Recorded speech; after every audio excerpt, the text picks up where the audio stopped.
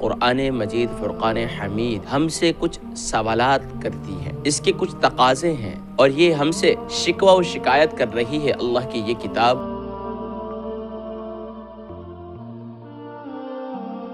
معزز ناظرین کرام، حضور اکرم صلی اللہ علیہ وآلہ وسلم پر نازل ہونے والی یہ لا ریب کتاب قرآن مجید فرقان حمید ہم سے کچھ سوالات کرتی ہے، اس کے کچھ تقاضے ہیں، اور یہ ہم سے شکوہ و شکایت کر رہی ہے اللہ کی یہ کتاب۔ اگر ہم ان باتوں پر غور کریں اور توجہ دیں تو ہمیں اس بات کا اندازہ ہوگا کیا واقعتاً اس کتاب مقدس کی شکایت و شکوہ ہمارے ساتھ بالکل بجا ہے۔ امت مسلمہ نہ جانے کیا کیا معاملات کر رہی ہے اور کس کس جانب توجہ دے رہی ہے، لیکن حقیقتاً جس کا حکم پیارے کریم آقا صلی اللہ علیہ وسلم نے اپنی تعلیمات میں فرمایا کہ قرآن سے اپنے تعلق کو مضبوط کرو، آج دنیا جہان کے کہنے پر نہ جانے کس کس سے تعلق کو مضبوط کیا جا رہا ہے، لیکن اگر آج تعلق کچھ کمزور نظر آ رہا ہے تو وہ قرآن سے ہی کمزور نظر آ رہا ہے۔ چنانچہ قرآن ہم سے یہ تقاضا کرتا ہے، اور ہم سے یہ اللہ رب العالمین کی لا ریب کتاب قرآن مجید فرقان حمید ہم سے تقاضا کرتی ہے کہ تم نے بہت سے معاملات میں تم نے غفلت سے بیداری حاصل کی، اگر تم غفلت سے خواب غفلت سے بیدار نہیں ہوئے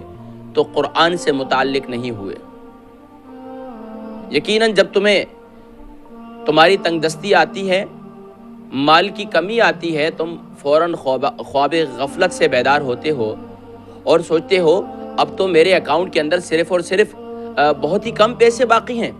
اور میں نے اب نہ جانے کیا کیا معاملات کرنے ہیں، اور فوراً خواب غفلت سے بیدار ہو جاتے ہو،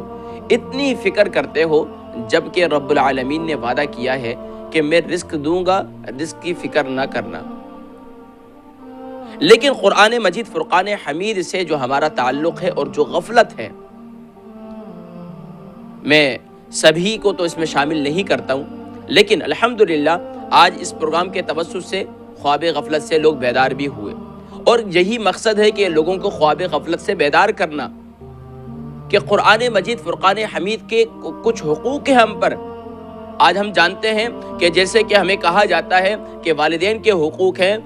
بیٹوں کے حقوق ہیں، بیٹیوں کے حقوق ہیں، بیٹیوں کے ماں باپ پر حقوق ہیں، بیٹوں کے حقوق ہیں، اور نہ جانے بہت سے حقوق بتلائے جاتے ہیں۔ یاد رکھیے اللہ رب العالمین جل جلالہ عم نوالہ کی اس کتاب مقدس کے بھی بہت سے حقوق ہیں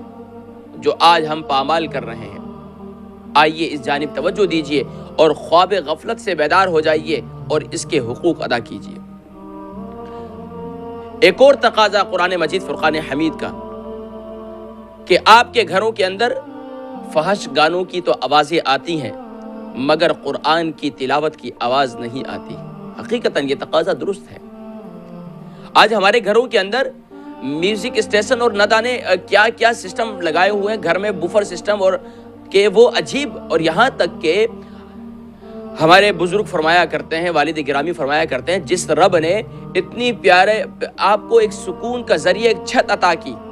اتنا پیارا گھر عطا کیا، اتنی پیاری گاڑی عطا کی آپ کو، اس گاڑی کے اندر بیٹھ کر اللہ کی دی ہوئی نعمت ہے، اور اللہ کی دی ہوئی نعمت کے اندر اللہ ہی کی نافرمانی کرنا اور اللہ کی نافرمانی کو چیلنج کرنا۔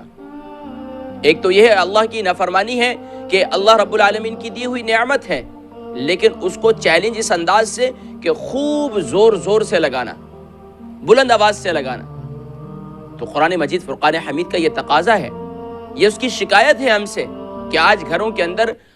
گانوں کی آوازیں تو گونج رہی ہیں لیکن قرآن کی آواز نہیں گونجتی،